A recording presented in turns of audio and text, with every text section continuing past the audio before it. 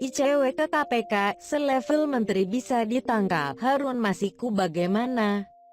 Indonesia Corruption Watch (ICW) menyoroti penangkapan Menteri Kelautan dan Perikanan Edi Prabowo dalam kasus dugaan suap ekspor benur. ICW menyindir KPK yang bisa menangkap selevel menteri dibanding buron suap pergantian antar waktu (PAW) DPR Harun Masiku yang masih tidak diketahui keberadaannya. Dalam konteks ini, ICW pun mempertanyakan kenapa aktor selevel menteri dapat ditangkap KPK, sedangkan Harun Masiku tidak. ICW meyakini faktor yang melatar belakangi hal tersebut adalah keengganan dari Deputi Penindakan untuk mengevaluasi tim Satuan Tugas, kata peneliti ICW Kurnia Ramadana dalam keterangan pers tertulis Kamis tanggal 26 November tahun 2020. Kurnia menyarankan pimpinan KPK membubarkan tim Satuan Tugas untuk memburu Harun Masiku. Jika tidak, kata Kurnia, akan muncul kecurigaan publik bahwa Harun Masiku diduga dilindungi internal KPK.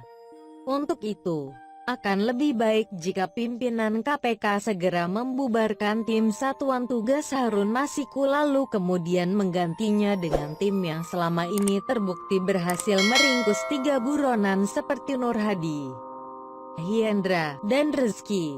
Tak hanya buronan, tim tersebut juga turut meringkus Edi Prabowo. Jika ini tidak kunjung dilakukan, maka patut diduga ada pihak-pihak di internal KPK yang berkeinginan melindungi Harun Masiku, katanya. Kurnia mengingatkan agar KPK tidak larut dalam euforia penangkapan menteri yang menjadi atensi publik ini. Sebab, kata Kurnia, KPK masih punya pekerjaan rumah (PR) untuk menangkap buron yang telah lama menghilang sejak Januari lalu. Kendati demikian, ICW mengapresiasi kinerja KPK karena telah meringkus Menteri KKP Edi Prabowo. Namun, ucap Kurnia, kondisi KPK masih menurun drastis apalagi terkait proses penindakan yang cukup alot. Pada dasarnya ICW mengapresiasi kinerja dari penyidik KPK yang pada akhirnya dapat meringkus Menteri Kelautan dan Perikanan, Edi Prabowo. Namun proses hukum ini tidak begitu saja dapat diartikan bahwa kondisi KPK masih seperti sedia kala. Sebab, sejak berlakunya UU 19/2019 praktis penindakan KPK menurun drastis, ungkapnya.